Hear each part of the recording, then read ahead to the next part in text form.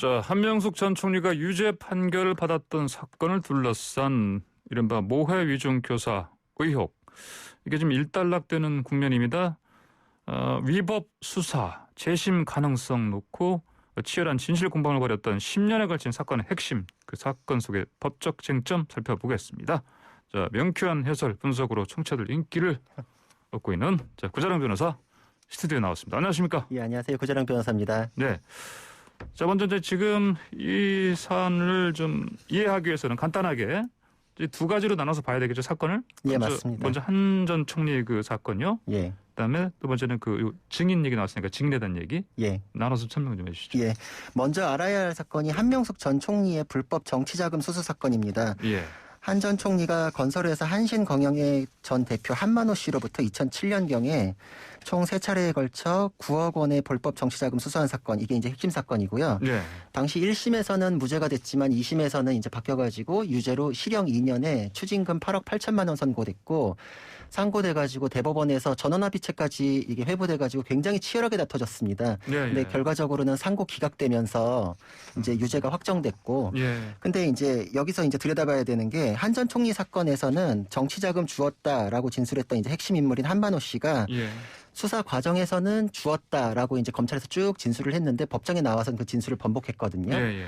그래가지고 이 증언에 대해서도 어느 쪽 이제 증언을 믿어야 되는지에 대해서도 굉장히 이제 논란이 있었습니다. 예. 근데 검찰에서는 이제 한만호 씨가 진술을 번복하니까 그 번복 진술에 대해서 이제 신빙성이 없다. 검찰에서의 진술이 더 믿을만하다라는 거를 밝히기 위해서 예. 한만호 씨랑 같이 수용되어 있던 동료 재소자들을 증인으로 불렀습니다. 그래서 예. 동료 재소자들 증언에 의해서 한만호 씨가 수사 경과 이제 과정에서 쭉 이제 대화를 했었는데, 한명숙 전 총리한테 돈을 준 게 맞는데 내가 이런저런 사정에 의해서 입장을 바꿔서 이제 번복 진술을 해서 준 적이 없다라고 말을 바꾼 것이다. 이런 예. 진술을 이제 법정에서 증언으로 얻어냅니다. 그래서 지금 최근에 가장 문제됐던 건 이제 이 재소자들에 대한 부분이거든요. 예. 그래서 재소자들이 이렇게 증언했던 것이 결국은 모해 위증을 한 것이다. 그리고 검찰이 이 모해 위증 교사를 한 것이다. 예. 이게 문제가 되는 거는 그 동료 재소자들 증언으로 한만호 씨 이제 번복 진술이 무력화되면서 모해 위증이 되면 이제 한명숙 전 총리 이제 유무죄도 이제 바뀔 수 있었지 않았냐. 예. 예. 이제 이런 측에서 이제 제기되는 내용이고요. 그거에 대해서는 이제 의혹이 제기되니까 대검에서는 일단 무혐의라고 수사 결과를 이제 냈었는데, 예. 박범계 장관이 그거에 대해서 수용을 하지 않고 예. 진행 과정이나 이런 거에서 이제 불공정성이 있지 않았느냐 이러면서 이제 수사 지휘를 했지만, 최근 네. 이제 대검 부장회의까지 거치면서 무혐의 의견이 이제 타당성이 이제 재확인된 그런 수순이 된 것입니다. 그렇군요. 자, 그러면 이번에 문제가 됐던 이 혐의 모해 위증, 모해 위증 교사. 자, 이 모해 이 무슨 말인지 한번 좀 일단 네. 알아보죠. 우리가 흔히 아는 거는 이제 일반 위증죄가 있고 거기에 이제 불법이 가중된 모해 위증죄가 있거든요. 네, 예. 그 일반 위증죄는 이제 법정에서 선서한 증인이 위증을 했을 경우에 성립되는 것이라서 그 네. 위증의 목적, 이유는 따지지 않습니다. 네. 근데 모해라는 거는 그 공모할 때 모자, 예. 그리고 해를 끼친다 할 때 해자, 이렇게 해가지고 한자어로 풀이해보면 계략으로 해를 끼친다. 그런 네. 목적에 의한 위증일 때 이제 성립하는 것을 말하고, 예. 그 형사사건, 징계사건 등에서 피고인 등을 모해할 목적으로 위증할 경우에 불법성이 높다 이래가지고 일반 위증죄는 5년 이하의 징역이나 1,000만 원 이하의 벌금에 처해지지만 모해 위증죄는 10년 이하의 징역에 처해지고 벌금형도 없습니다. 굉장히 세게 처벌하거든요. 예. 근데 또 이 사건에서는 모해 위증죄다라는 것이 또 의미가 있었습니다. 왜냐하면은 일반 위증죄는 지금 이제 형량이 좀 약했잖아요. 네네. 그래가지고 형량에 따라서 공소시효가 정해지기 때문에 예. 공소시효가 만약에 일반 위증죄였으면 진작에 끝났을 텐데. 5년 전에 예. 거의. 그렇죠. 근데 모해 위증죄였기 때문에 10년의 공소시효가 이제 적용이 돼가지고 여기까지 이제 불씨가 살아있을 수 있었던 거고, 그 10년의 공소시효도 오늘 밤 자정에 끝납니다. 아, 오늘 밤 자정. 예. 예. 자, 10년. 자, 그러면은 그 박범계 법무장관이 이제 말씀하신 것처럼 수사지권 발동해서 그 대검 이제 부장회의까지 열렸고, 그런데 결국은 이제 최종 결론에 얘기하신 것처럼 불기소 의견으로 결론 났습니다. 그 핵심 이유 뭐로 봐야 될까요? 네. 부장회의에서 이제 총 14명이 참석해가지고 13시간 이상 마라톤 회의했고 그래서 네. 만장일치로 결론이 안 나니까 표결까지 갔거든요. 예. 근데 그런 경과에 비해서는 굉장히 좀 치열하게 왔다 싶었는데 결론적으로는 굉장히 원사이드하게 결론이 났습니다. 예. 불기소 기존대로 유지하는 게 타당하다라는 게 10명, 그리고 기소 의견 2명, 예. 기권 2명. 근데 이렇게 이제 결론이 나는 데 대해서 이제 가장 핵심되는 거는 그 모해 위증이 있었다라고 제정한 이제 재소자들을 믿을 수가 없다. 일단 이분들의 그 전과 관계나 사기죄로 뭐 21년이나 지금 계속 아하. 살고 있다. 이렇게 예. 평소에 그 이제 범죄 전력이나 이런 거 봤을 때 좀 믿기 어려운 부분이 있었다. 그리고 그 주장 자체도 또 좀 앞뒤가 안 맞는 부분이 있었거든요. 예. 재소자들이 검찰로부터 위증교사 받았다 이렇게 주장했지만 재소자들이 이제 여러 명이었는데 그 중에서 누구는 그런 일이 있었다 그러지만 또 같이 있었던 누구는 또 그런 일 없었다고 이제 지금 진술이 엇갈렸고 그래요. 예. 그리고 위증교사 받았다 이렇게 주장한 2명도 실제 조사가 진행되면서는 또 진술을 또 번복을 했습니다. 그거 아니었다 또 이렇게. 아, 그래요? 예, 이번 조사에서도 그러니까 또 진술이 엎치락뒤치락도 한 거죠. 예. 그리고 과거 한 전 총리 사건에서도 진술들이 계속 번복됐기 때문에 그때도 수사에 대한 내용들이 증언에서 나왔었는데 그때 위법 수사에 대한 내용은 주장되지 않았었습니다. 그러니까 이런 내용들 쭉 살펴보면은 모해 위증을 했다, 그걸 교사를 받았다 이렇게 주장했다가 철회하고 이제 증언이 어느 쪽을 믿을 수 있는지를 분간할 수 없기 때문에 이제 신빙성이라는 거는 그 일관된 증언에 의해 가지고 이제 확인이 되는 건데 그거를 네. 확인할 수 없으면 이제 주장만 가지고서 이 혐의를 입증이 됐다고 봐가지고 기소까지 이르는 것은 무리다. 그것이 이제 가장 핵심적인 사유였습니다. 그렇군요. 자, 애초에 박범계 법무장관이 수사 지휘권 발동할 때는 어떤 목표가 있었을 텐데요. 그렇지 않습니까? 근데 조만간 이제 대검 총장 대행이 대응을 했는데 여기에 뭐 일각에서는 뭐 허를 찔렸다 이런 평가가 나오고 있습니다. 예, 맞습니다. 예. 이번 박범계 장관 수사지휘는 직접 기소를 하라는 건 아니었는데 사실 그 내용을 보면은 자의적 사건 배당과 비합리적 의사결정 등 여러 문제점이 있어서 예. 이를 바로잡을 필요가 있다. 이렇게 이제 수사지휘를 이제 이유를 밝혔고요. 또 그 과정에서는 한동수 감찰부장이랑 이문정 검사의 의견을 들어라. 이렇게까지 얘기했기 때문에 이거는 뭐 명확하게 딱 집었지는 않지만 예. 기소 취지로 결론이 나오길 바라는 수사지휘였다라는 것을 예. 모두 다 이제 해석상으로 그렇게 얘기를 하고 있고요. 예. 근데 그러면서도 이제 선거를 앞두고 있고 또 직접 기소하라고 하는 거에 대한 이제 책임 부담은 굉장히 크기 때문에 의도를 관철하기 위해 가지고 부장회의에 맡겨 가지고 절차를 거쳐 가지고 자기가 이제 부담은 피하면서 결론을 얻는 이런 방식을 취하기 위해서 부장회의를 원했던 거 아니냐 이랬는데 뜻밖에도 이제 이 수사지휘에서 이 내용으로 찝었던 부장회의가 규정상으로는 예. 그 총장이 이제 지금 이제 총장 대행 조남관 대행이 이제 하게 됐죠. 예. 예.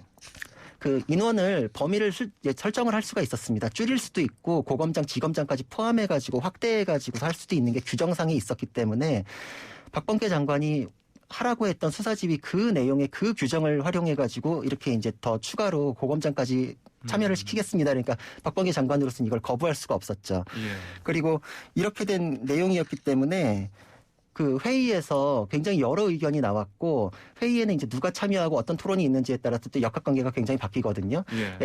애초에 이제 생각했던 구도상으로는 7명 참석했을 경우엔 4명 정도가 친정부 성향, 뭐 취미 뭐 이렇게도 평가가 됐지만 그 안에서도 이탈표가 나왔다는 것은 예. 진행은 박범계 장관이 수사지휘를 그대로 수용해가지고 충돌 없이 간 점에서 굉장히 유연했다. 그리고 검찰 수사의 정당성을 지켜내고 그걸 재확인시켰기 때문에 조남관 총장 대행의 대응이 굉장히 유연하고 세련됐다. 이런 평가가 많습니다. 그렇군요. 자, 이렇게 되면 좀 박범계 장관 수사지가 좀 무리한 건 아니었냐는 비판이 나올 수 있는데 또 시민단체가 또 고발까지 했네요, 보니까. 예, 맞습니다.